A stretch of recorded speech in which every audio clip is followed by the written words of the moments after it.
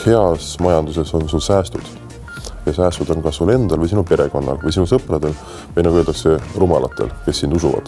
Friends, fool and family. Kui sa oled juba natuke ideega edasi töötanud, siis saab minna juba ka riskikapitalistide juurde.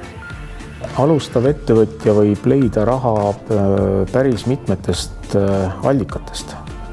Esimeseks allikaks on muidugi pank, mis ei ole alustava ettevõtja jaoks kõige parem variant muidugi, aga siiski on see võimalus saada odavat laenuraha. Teised võimalused on siis sellised riskikapitalistid, kes otsivadki selliseid noori inimesi, algavaid ettevõtjaid ja on nõus sinna investeerima mingi osa oma rahast. Kolmas võimalust on see võtta omal taskust, kui sul on tagavara. Ja need kolmest võimalusest kõige tavalisem on see teine variant, kus leitakse omale riskiinvestorit.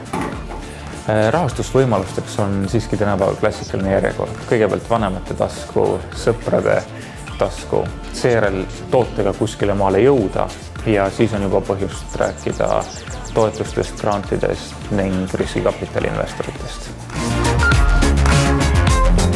Investori ootus on iga alustaja ettevõtte puhul ainult üks, et see meeskond, kes see tegema hakkab, oleks täis pühendunud. Ta teaks seda valdkondaga tegeleb, ta hooliks selles kliendis, kelle jaoks seda tehakse, ise oleks selle suur fänn ja oleks nõus minema nii-öelda pühasse sõtta selle eest, sest need raskused, mis ees on päris korralikud ja ilma nagu täis pühendamisest ära ei tee. Investorid investeerivad oma raha ikkagi sellise ootusega, et ta kasvab mõnusas tempos ja nii kiiresti kui võimalik. Nii et peamine ootus on ikkagi tootlus. Investori ootused on niisugused, et kui ta kuhugi investeerib, et ta mingi aja pärast saaks natuke rohkem tagasi raha.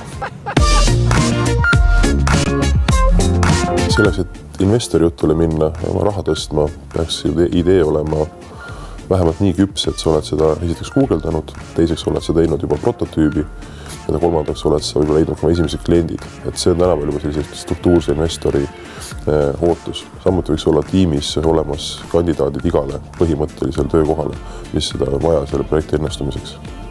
Investori juurde mine või tule siis, kui sul on valmis töötav beta variant, kust on näha, kas asi juba veidikene hakkab minema või on tal potentsiaali ja võib-olla isegi mõni klient juba. Tegelikult ei ole väga tähtis, kui kaugele sa oled jõudnud oma äriideega. Tähtis, et sul on tiim, et sul on endal usk, et see ärimudel on sul kellelegi vajalik, et sul on mingi teadmine, et keegi tahab seda osta või kellel sellest abi oleks. Sinu uuest ideest.